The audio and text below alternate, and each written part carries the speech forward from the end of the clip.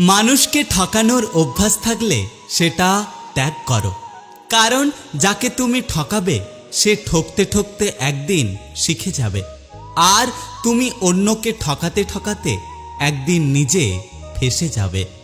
মানুষকে চিনতে ভুল করলে লজ্জার কিছু নেই, কারণ অমানুষগুলো দেখতে অবিকল মানুষের মতো। পৃথিবীতে সবাই স্বার্থ বোঝে। শীতের সময় যে রোদকে মানুষ ভালোবাসে, গরমে সেই রোদকে মানুষ তিরস্কার করে। সুতরাং মানুষের কাছে তোমার মূল্য ততদিন, তোমাকে তার প্রয়োজন যতদিন। ওপরওয়ালার কাছে মাথা নত করুন, তিনি আপনাকে পৃথিবীতে কারোর কাছে মাথা নত করতে দেবেন না। পৃথিবীতে সবচেয়ে ভয়ঙ্কর দৃশ্য হল চেনা মানুষের অচেনা রূপ। ভালো ব্যবহারের কোনো অর্থনৈতিক মূল্য না থাকতে পারে, কিন্তু তাতে কোটি কোটি হৃদয় কেনা যায়। পৃথিবীতে সাহায্যকারী মানুষ কখনো ঠকে না, আর হিংসাকারী মানুষ কখনোই জেতে না।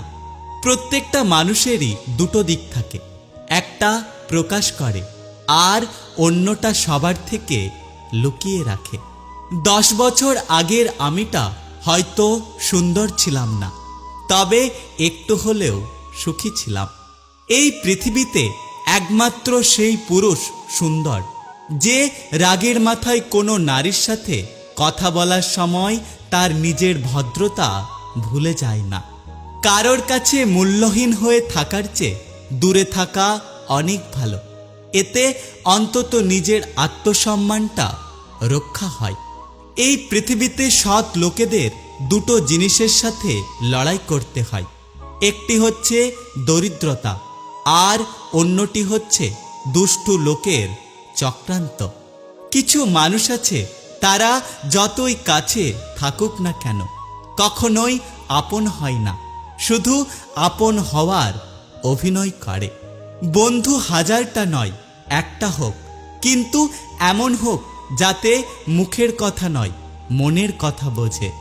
একটা কথা মনে রাখুন, যত চুপ তত সুখ, যত কথা তত ব্যথা।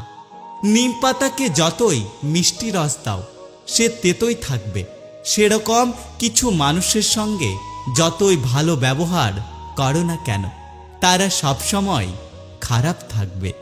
টাকা থাকলে আত্মীয় স্বজন, আর টাকা না থাকলে চারিদিক নির্জন।